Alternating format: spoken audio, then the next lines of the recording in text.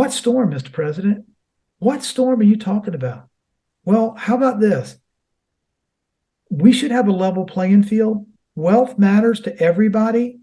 Stop stealing from people. These people are sick, what they're doing to the least and the lost among us. And we caught them all.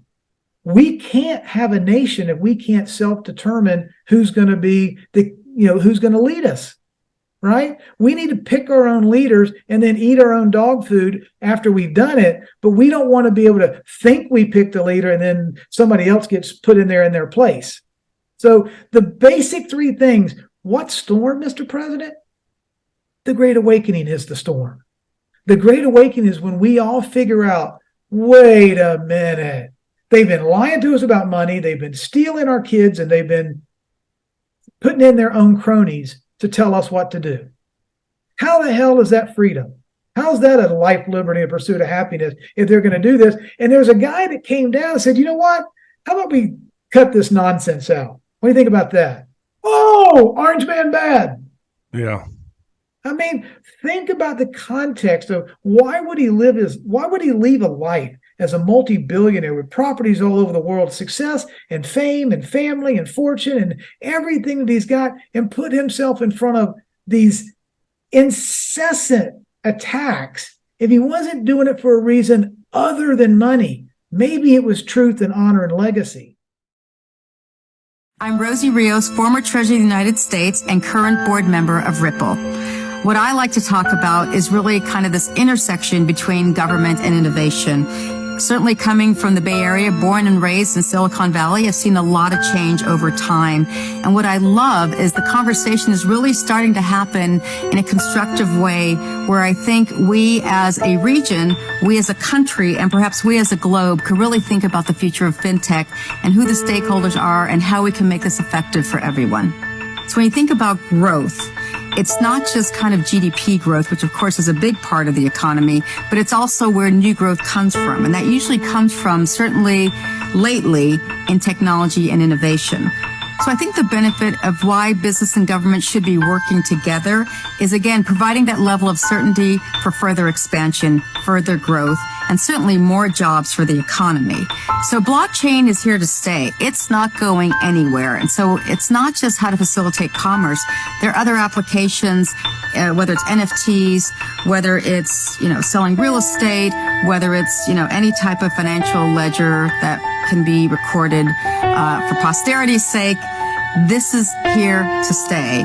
And it's important and incumbent upon the government at every level, whether it's local, whether it's state, whether it's national, to really give some thought as to how those applications are going to benefit them and benefit everyone. But I think what's most important is, what are those guardrails? What are those tracks that we can lay down in order to move forward in a way that really blazes the trail for future growth and future opportunities that we don't even know are there yet? These are the things that are going on in there.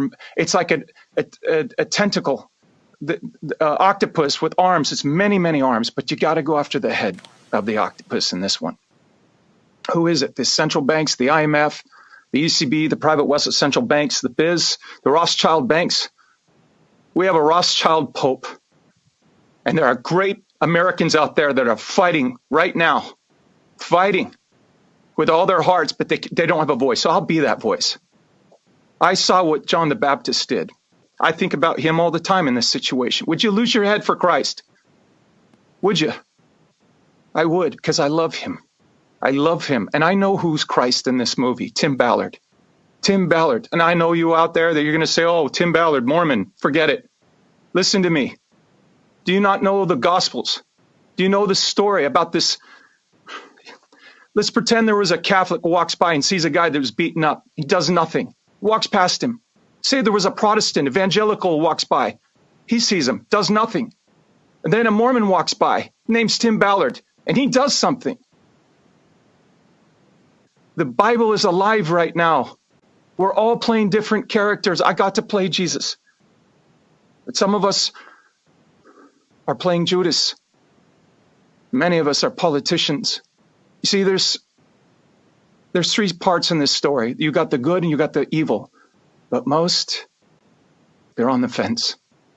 That's most. And the fight is over that middle third. Well, I'm going to take as many of these middle third with me as I can.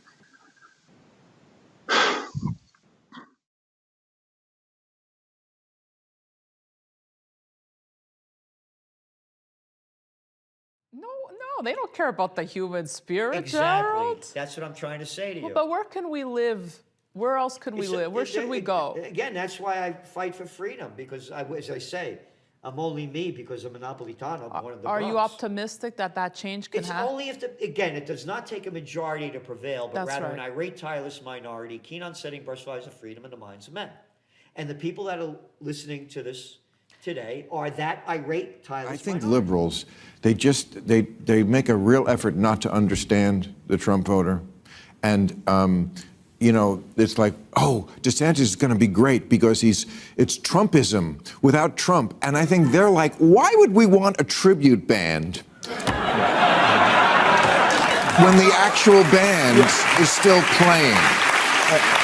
Today's ceremony, however, has very special meaning, because today we are not merely transferring power from one administration to another or from one party to another, but we are transferring power from Washington, D.C., and giving it back to you, the people.